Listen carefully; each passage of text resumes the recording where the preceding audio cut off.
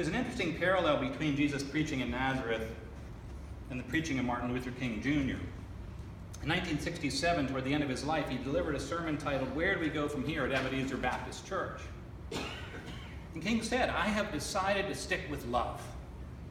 For I know that love is ultimately the only answer to humankind's problems. And I'm going to talk about it everywhere I go. I'm not talking about emotional bosh when I talk about love," he said. "I'm talking about a strong, demanding love. For I have seen too much hate, so I have decided to love. If you're seeking the highest good, I think you can find it through love, because John was right, God is love." And then he goes into the 1 Corinthians 13 thing again. "So I say to you today that you may be able to speak with the tongues of men and angels. You may have the eloquence of articulate speech, but if you have not love, it means nothing. You may have the gift of prophecy. You may ascend the heights of academic achievement so that you have all knowledge, and you may boast of your great institutions of learning and the boundless extent of your degrees.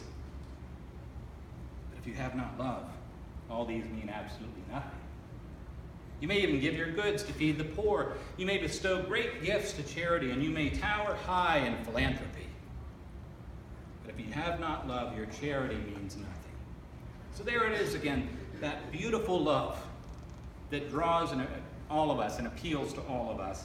We hear those words by Dr. King, and like those men in the synagogue long ago, we all speak well of him and are amazed at the gracious words that came from his mouth. But like Jesus, King did not stop there in his sermon.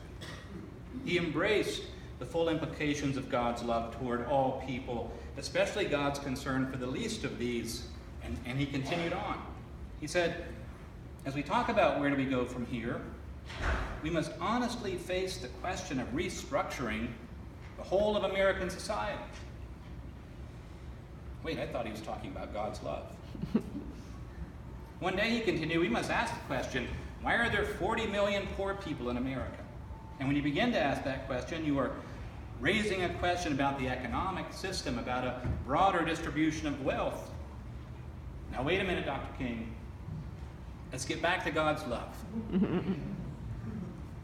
When you ask that question," he went on, "you begin to question the capitalistic economy, and I'm simply saying we've got to begin to ask questions about the whole society," he said. "We're called upon to help the discouraged beggars in life's marketplace, but one day we must come to see that an edifice which produces beggars needs restructuring.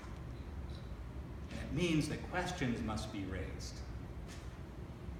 Well, no wonder so many people were ready to run Martin Luther King out of town, or take him to the brow of a hill to throw him down. You see, sisters and brothers, I talk about God's love all the time. We talk about it all the time here, but today I only have questions for you. Troubling questions. Why was Jesus run out of town? Why did he make so many people angry all the way to the cross? Could it be that our understanding of God's love is just too limited and limiting? Of this much I'm sure.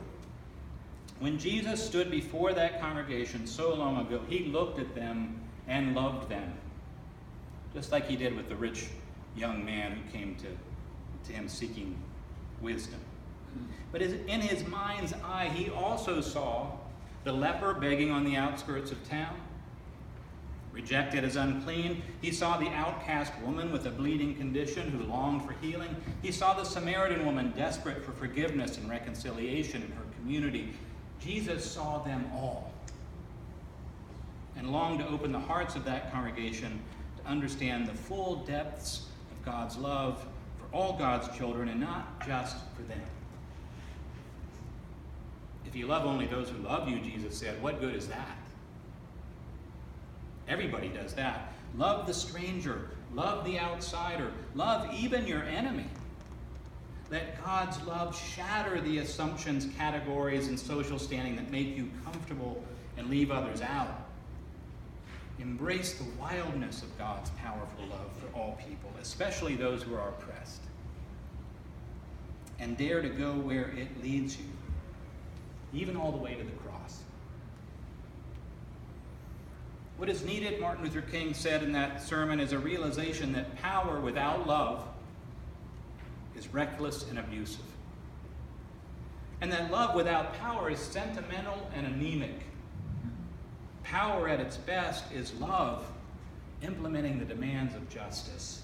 And justice at its best is love correcting everything that stands against love.